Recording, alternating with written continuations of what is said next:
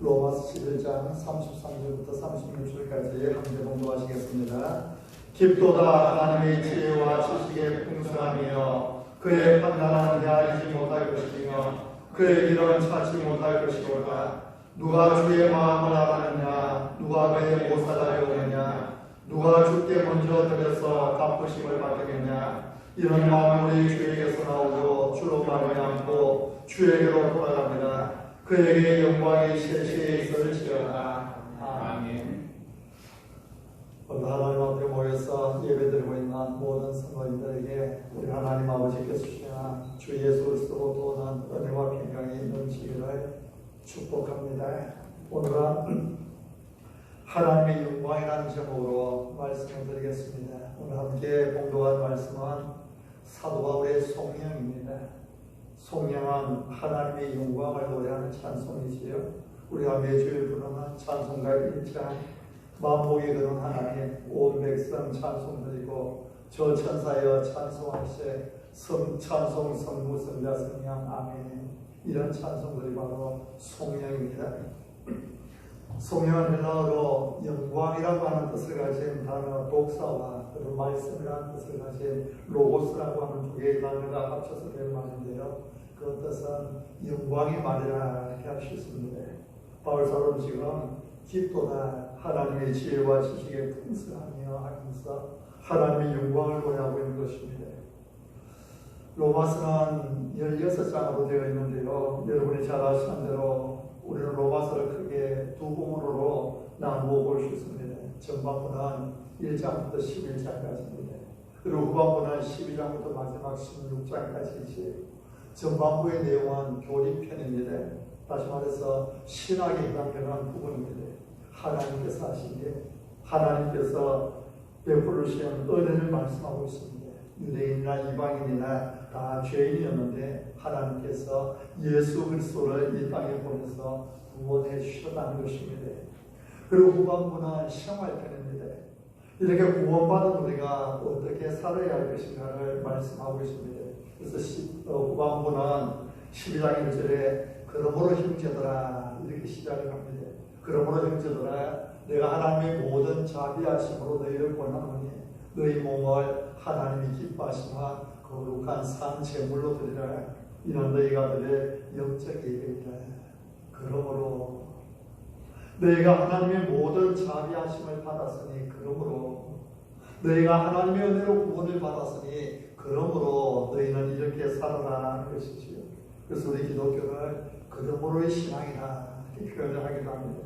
또 그 기독교인의 삶을 그러므로의 삶, 그러므로의 생애라 그렇게 말하기도 합니다. 바울 사도는 지금까지 로마서 전반부에서 하나님께서 하신 일을 말했습니다. 다시 말해 복음을 말했습니다. 로마서 1장에서부터 복음을 말하고 있지요. 사도 바울은 1장 1절에서 자신을 소개할 때에 하나님의 복음을 위하여 택정함을 입고 사도로 부르심을 받았다 이 기록하고 있습니다. 그리고 이 복음은 바로 하나님의 아들 예수 그리스도라고 선포했습니다. 그리고 1장 15절에서는 나는 할 수 있는 대로 로마에 있는 너희에게도 복음 전하기를 원하노라 이렇게 했습니다. 그래서 로마서는 바로 로마에 있는 성도들에게 복음을 전하고 복음을 가르치기 위해서 기록한 책이라는 것입니다. 1장 16절부터는 로마에 있는 그들에게 전하는 복음의 내용을 말하고 있습니다. 내가 복음을 부끄러워하지 아니하노니 이 복음은 모든 믿는 자에게 구원을 주시는 하나님의 능력이 됩니다. 먼저는 유대인에게요 그리고 헬라인에게로다. 그래서 바울은 로마서 1장부터 11장에서 모든 믿는 자에게 구원을 주시는 하나님의 능력이 되는 복음을 선포합니다. 바울은 먼저 1장 18절에서 하나님의 진노에 대해서 말합니다. 하나님의 진노가 불의로 진리를 막는 사람들의 모든 경건하지 않음과 불의에 대하여 하늘로부터 나타나니 장차 하늘로부터 하나님의 진노, 하나님의 심판이 나타날 것을 선언하죠. 하나님의 영광을 위하여 창조된 사람들이 하나님을 떠났습니다. 하나님을 알되 하나님을 영화롭게 하지 않고 하나님께 감사하지 아니하였습니다. 오히려 썩어지지 아니하는 하나님의 영광을 썩어질 사람과 새와 짐승과 동물 모양의 우상으로 바꾸었다 이렇게 말씀합니다. 사람들은 그 마음에 하나님 두기를 싫어했습니다. 이것은 이방인들만의 문제가 아니었습니다. 하나님의 말씀을 받은 유대인들 역시 마찬가지였습니다. 그래서 성경은 유대인이나 헬라인이나 다 죄 아래 있다고 말씀합니다. 그런데 3장 21절에서 방향전환이 일어납니다. 이제는 율법 외에 하나님의 한 의가 나타났으니, 이제는 율법 외에 하나님의 한 의가 나타났으니 그 의가 무엇입니까? 오직 예수 그리스도를 믿는 믿음으로 말미암아 모든 믿는 자에게 미치는 하나님의 의에 차별이 없느니라. 이것이 하나님께서 구원하시는 방법입니다. 하나님은 예수 그리스도의 십자가를 통해 진노 아래 있던 죄인에게 의를 주신 것입니다. 이것이 하나님의 방법입니다. 이어서 성경은 사람이 오직 믿음에 의해서만 의롭다 하심을 받는다는 이신칭의의 교리, 이신칭의의 진리를 전합니다. 그리고 3장 21절 이하에 모든 사람의 죄를 범하였음에 하나님의 영광에 이르지 못하더니 그리스도 예수 안에 있는 속량으로 말미암아 하나님의 은혜로 값없이 의롭다 하심을 얻은 자 되었느니라. 그리고 25절에 이 예수를 하나님이 그의 피로써 믿음으로 말미암는 화목제물로 세우셨으니, 26절에 예수 믿는 자를 의롭다 하게 하십니다. 28절에 그러므로 사람이 의롭다 하심을 얻는 것은 믿음으로 되는 줄 우리가 인정합니다. 이신칭의의 교리를 말하고 있죠. 그리고 5장에서는 그러므로 우리가 믿음으로 의롭다 하심을 받았으니 우리 주 예수 그리스도로 말미암아 하나님과 화평을 누리자. 그리스도 안에서 우리가 누리는 하나님과의 연합을 말씀합니다. 계속해서 양자의 교리, 성화의 교리, 영화의 교리가 나옵니다. 이렇게 해서 11장 32절에 하나님이 모든 사람을 순종하지 않는 가운데 가두어 두시면 모든 사람에게 긍휼을 베풀게 하신 거예요. 하나님께서 하시는 것입니다. 구원은 하나님께서 모든 사람에게 긍휼을 베푸심으로 가능하다는 것입니다. 1장에서 복음은 모든 믿는 자에게 구원을 주시는 하나님의 능력이라 선포함에 구원의 능력이 되는 하나님의 복음을 전부했습니다. 그리고 이제 구원은 하나님께서 긍휼을 베푸심으로 가능하다고 하면서 최종 정리를 하고 있는 것입니다. 이렇게 전반부 교리편에서 하나님께서 하시니, 하나님께서 어떻게 긍휼을 베푸셨고 어떻게 그 자비하심을 나타내셨고 어떻게 우리를 구원해 주셨는지를 말씀한 후에 이제 후반부 샤왈 편으로 넘어가기 전에 기도다 하나님의 지혜와 지식의 풍성함이 하면서 성령의 찬송을 부르고 있는 것입니다. 여러분, 이 바울 사도의 성령이 우리에게 전달해 주는 메시지가 무엇입니까? 교리에는 성령이 따라온다는 것입니다. 신학에는 성령 곧 예배가 반드시 따라오게 되어 있다는 것입니다. 여러분, 하나님께서 하신 일을 깨닫는다면 기도다 외칠 수밖에 없습니다. 하나님의 구원의 은혜를 안다면 하나님 앞에 겸손히 무릎 꿇고 경배할 수밖에 없습니다. 우리가 성경을 읽을 때에 성경을 제대로 읽으면 하나님께 영광을 돌릴 수밖에 없는 것입니다. 여러분, 사도 바울은 하나님의 복음을 전하였습니다. 구원의 교리를 전하였습니다. 은혜의 교리를 전하였습니다. 하나님의 모든 자비하심을 전하였습니다. 이렇게 교리를 전하는 가운데에 바울 사도의 그 마음은 영광으로 가득 찼습니다. 하나님의 영광으로 가득 찼습니다. 기쁨과 감격으로 가득 찼습니다. 그래서 바울 사도는 그 견딜 수 없는 영광스러운 감격으로 외치는 것입니다. 기도다.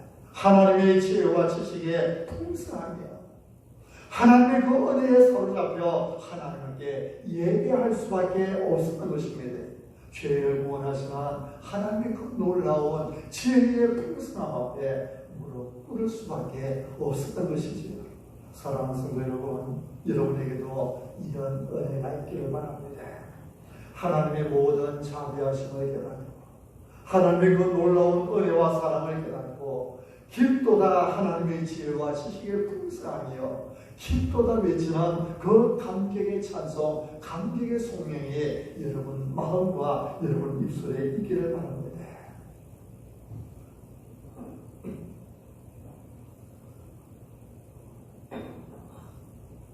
우리가 잃어버린 기독교의 심장, 완전한 복음이라는 책이 있습니다. 이 책을 쓴 매터 천들 목사님은 그 책에서 예배는 하나님의 영광에 사로잡혀 열정을 느끼는 사람들이 살아가는 방식이다 이렇게 말했습니다. 하나님의 영광에 사로잡혀 그 가슴이 뜨거워지 마세요. 하나님의 영광에 사로잡혀 하나님을 향한 그 열정이 불타오르는 사람, 그 사람들이 살아가는 삶의 방식이 예배라는 것입니다. 사람들은 무언가를 예배하고 싶어 하지요. 예배는 사람들의 선천적인 반응, 본능적인 반응입니다. 하나님께서 사람들을 지으실 때에 그 마음에 하나님을 알만한 것을 심어주셨습니다. 그래서 예배하고 싶은 것, 사람들의 당연한 반응인 것입니다. 그래서 우리가 월드컵 경기가 열릴 때에 월드컵 경기장에서 사람들은 어른이나 아이나 남자나 여자나 할 것 없이 그냥 얼굴에다 몸에다가 온갖 페인트 칠을 하고는 경기장이 떠나가도록 대한민국이라고 그렇게 외치지 않습니까? 또 가수들의 콘서트장에 가면은 자발적으로 누가 강요하는 것도 아닌데 자발적으로 손을 들고 손뼉을 칩니다. 또 어떤 사람들은 눈물을 흘리며 그 음악을 통한 감동을 누리는 사람들을 볼 수 있습니다. 여러분 새벽으로 산책을 하고 걷다가 보면요, 소동저 해변공원이나 아니면은 선산 방파제 쪽으로 나가보면은 아직 어둑어둑한데도 그 새벽부터 낚싯대들이 오고 있는 그런 사람들을 볼 수 있습니다. 삼성이나 대우조선에 작업복 입고 오토바이 타고 와서 그곳에서 낚시 드는 사람, 아마 그렇게 낚시하다가 또 출근하는 것 같습니다. 무언가를 예배하고 싶어 하는 것입니다. 재미있는 일에 헌신하는 것입니다. 하나님 우리에게 하나님을 기뻐하라고 말씀하십니다. 대교리 문답, 소교리 문답 첫째 질문에 사람이 첫째라는 목적이 무엇인가 물었지요. 그리고 다음으로 사람이 첫째라는 목적은 하나님을 영화롭게 하는 것이다. 맞습니다. 사람의 첫째 목적은 하나님을 영화롭게 하는 것입니다. 그런데 거기에 덧붙여 하나님을 영원토록 즐거워하는 것이다. 그렇게 덧붙이고 있습니다. 하나님을 영원토록 즐거워하는 것이다. 여러분이 즐거워하는 것이 바로 예배입니다. 예배는 우리가 어떤 대상에 최고의 가치를 부여하는 것입니다. 이 최고의 가치가 온 우주에서 한 분이시며 참되신 삼위일체 하나님께 돌아가야 되는데 그렇지 않을 때에 우상 숭배가 되는 것이죠. 여러분 기독교 예배는 모든 것을 통해서 하나님의 영광을 인정하고 하나님을 즐거워하는 것입니다. 성경은 고린도전서 10장 31절에 그런즉 너희가 먹든지 마시든지 무엇을 하든지 다 하나님의 영광을 위하여 하라고 말씀합니다. 우리가 무엇을 하든지 먹어도 마셔도 무슨 일을 하여도 그 모든 것이 하나님께서 우리에게 주신 것임을 알고 하나님께 감사하고 하나님께 영광을 돌릴 때에 그것이 참된 예배인 것이죠. 서로 특별히 하나님의 구원의 복음을 기억하며 하나님의 영광을 찬양합니다. 우리의 구원을 주시는 하나님의 은혜 안에서 하나님을 예배하는 것입니다. 하나님의 복음의 놀라우신 은혜와 능력을 생각할 때에 그 마음 깊은 곳에서부터 깊도다 하나님의 지혜와 지식의 풍성하며 성령이 터져나오는 것이지요. 그럼 여러분 바울 사도의 성령의 내용은 무엇입니까? 33절에 깊도다 하나님의 지혜와 지식에 풍성하며 그의 판단은 헤아리지 못할 것이며 그의 길은 찾지 못할 것이다.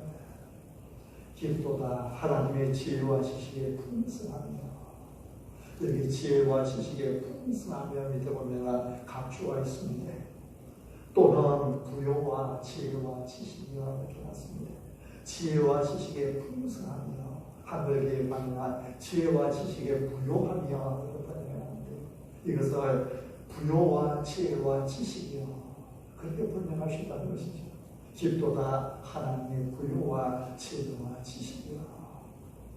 먼저 사도 바울은 하나님의 부요와 하나님의 지혜와 하나님의 지식이 얼마나 깊은가를 찬송합니다. 사도 바울은 로마서에서 모든 사람에게 긍휼을 베푸시는 하나님의 구원의 복음을 전하고 있습니다. 이런 무엇이 이 놀라운 구원을 가능하게 했습니까? 사도 바울은 세 가지 단어를 사용합니다. 이 놀라운 구원을 가능하게 한 세 가지가 있다는 것입니다. 기도다, 하나님의 부요와 하나님의 지혜와 하나님의 지식이다. 먼저 하나님의 부요함입니다. 이 부요하심은 우리에게 베풀으시는 모든 은혜의 원천이지요. 여러분, 은혜가 무엇입니까? 은혜는 받을 자격이 없는 사람들에게 주어지는 하나님의 은혜입니다. 은혜는 단지 심판밖에 받지 못할 사람, 영원한 저주와 고통밖에 받을 것이 없는 사람들, 그들을 향한 하나님의 자비를 말합니다. 그것은 바로 하나님의 은혜의 선물의 것입니다. 로마서 3장 20절에 보면 죄가 다한 곳에 은혜가 더욱 넘쳤다 말씀합니다. 그리고 로마서 10장 12절에서는 하나님은 그를 부르는 모든 사람에게 부요하시다 했습니다. 하나님은 이 넘치는 은혜, 그를 부르는 모든 사람에게 부요하신 그 은혜로 구원을 베푸신 것입니다. 그리고 두 번째 단어는 지혜지요. 하나님의 지혜. 지혜는 어떤 상황을 처리할 수 있는 능력을 말합니다. 지혜와 지식은 서로 같은 것이 아니지요. 사람은 아무리 많은 지식을 가지고 있어도 지혜가 부족하면 그 지식은 아무 소용없습니다. 의사가 아무리 의학 서적들을 달달 외우고 있다 할지라도 지금 당장 눈앞에 앉아있는 이 환자에게 무엇을 처방해야 될지를 알지 못한다는 거냐. 그 모든 지식이 아무 소용이 없는 것입니다. 하나님의 깊은 지혜는 그 은혜의 풍성함, 은혜의 부요함으로 죄인들을 구원하시게 주었습니다. 하나님의 지혜가 우리를 의롭다 하심을 얻을 방법을 계획하신 것입니다. 바울 사도는 고린도전서 1장에서 말합니다. 우리는 십자가에 못 박힌 그리스도를 전하니 유대인에게는 그리키는 것이요 이방인에게는 미련한 것이로되 오직 부르심을 입은 자들에게는 유대인이나 헬라인이나 그리스도는 하나님의 능력이요 하나님의 지혜입니다. 첫 번째 사람 아담은 범죄했습니다. 율법은 사람들을 구원할 수 없었습니다. 그러나 어떻게 사람이 구원을 받을 수 있습니까? 하나님의 지혜만이 그 방법을 합니다. 하나님은 독생자 예수님을 이 땅에 보내셨습니다. 예수님은 십자가에 달려 죽으셨고 장사 진행받으셨다가 3일 만에 다시 살아나셨습니다. 누구든지 예수님을 믿으면 구원을 받습니다. 이것이 하나님의 지혜이지요. 세 번째 단어는 하나님의 지식입니다. 여러분, 우리가 믿는 하나님은 전지하신 하나님이십니다. 하나님은 모든 것을 알고 계십니다. 하나님께서 모르시는 것은 아무것도 없습니다. 과거를 아시고 미래를 아시고 현재를 아십니다. 온 우주를 다 아시고 그 가운데 살아가고 있는 저와 여러분들의 모든 속사정들을 속속들이 알고 계시는 분이 우리 하나님이십니다. 모든 것을 아시는 하나님께서 구원의 하나님으로 우리 곁에 찾아오시는 것입니다. 깊도다 하나님의 부요와 지혜와 지식에 찬송한 사도 바울은 계속해서 노래합니다. 그의 판단은 헤아리지 못할 것이며 그의 길은 찾지 못할 것이로다. 여러분, 하나님께서 그 깊은 지혜와 지식의 부요함으로 하시는 일을 누가 헤아릴 수 있겠습니까? 그의 판단은 헤아리지 못할 것입니다. 그의 판단을 아무도 측량하지 못할 것입니다. 여러분, 하나님의 판단은 하나님의 결정을 말합니다. 하나님의 생각, 하나님의 계획을 말합니다. 여러분, 사람이 하나님께서 하시는 일을 어떻게 이해할 수 있겠습니까? 누가 과연 하나님께서 하시는 일을 다 이해할 수 있겠습니까? 여러분, 성경을 보십시오. 하나님께서 아브라함에게 내린 명령이 무엇입니까? 창세기 22장에 하나님은 내 사랑하는 독자 이삭을 하나님께서 지시하신 땅으로 가서 번제로 드리라고 이야기합니다. 백시에 오던 아들을 하나님께 번제로 드리라는 명령을 내립니다. 우리가 이 명령을 어떻게 이해할 수 있겠습니까? 요셉의 생애에서도 마찬가지입니다. 하나님께서 살아계신다면 어떻게 이제 17살밖에 되지 않는 그 어린아이를 머나먼 외국 땅에 노예로 팔려가게 하겠습니까? 보디발의 집에서 하나님 앞에 죄를 짓지 않기 위해서 발버둥치는 그 요셉을 어떻게 누명을 쓰고 감옥에 들어가게 하실 수 있습니까? 다윗은 어떻습니까? 하나님께서 다윗에게 왕으로 세우고 기름을 부으셨습니다. 그렇다면 사울왕 앞에서 잘 훈련을 받게 하시는지 해야지 왜 그렇게 험난한 도망자 생활을 하게 하시는 것입니까? 이런 하나님께서 하시는 이 일을 이해하실 수 있겠습니까? 베드로는 예수님께서 예루살렘에 올라가서 많은 고난을 받고 죽임을 당하고 제3일에 살아날 것을 말씀하실 때에 그것을 받아들일 수가 없었습니다. 그래서 마태복음 16장에 보면 베드로는 예수님을 붙들고 항변하면서 말합니다. 주여 그렇게 하지 마옵소서. 이래 예수님은 베드로에게 정시를 하며 말씀하지요. 사탄아 내 뒤로 물러가라. 너는 나를 넘어지게 하는 자로다.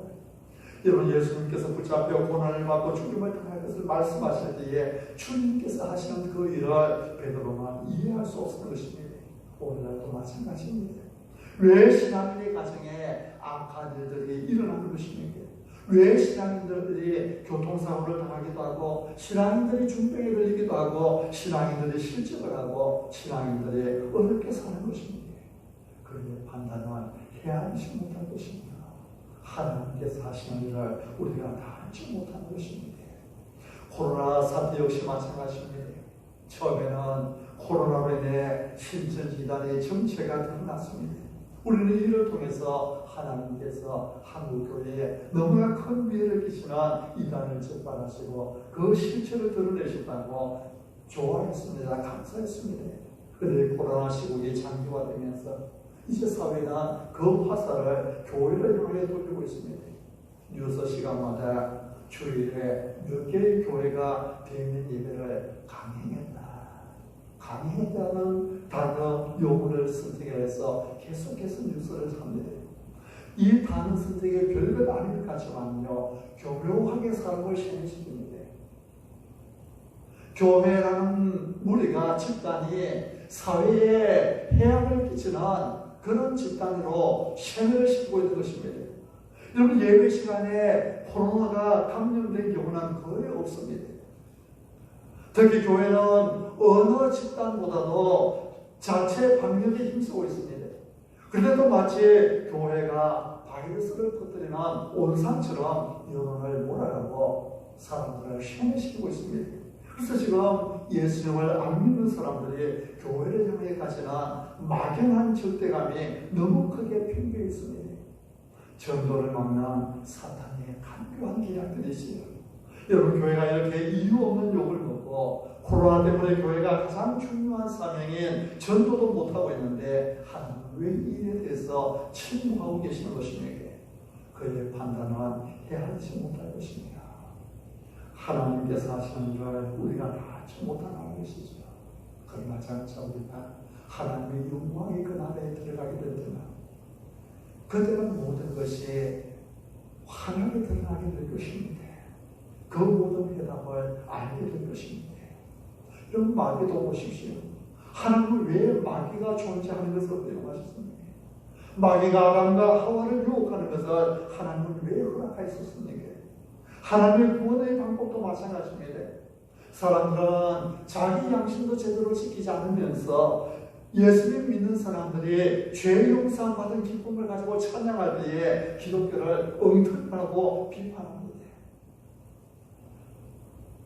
선한 사람, 좋은 일을 많이 한 사람이 천국 가야지 어떻게 죄인들이 예수님 믿는다고 천국 갈 수 있느냐 하는 것이지요.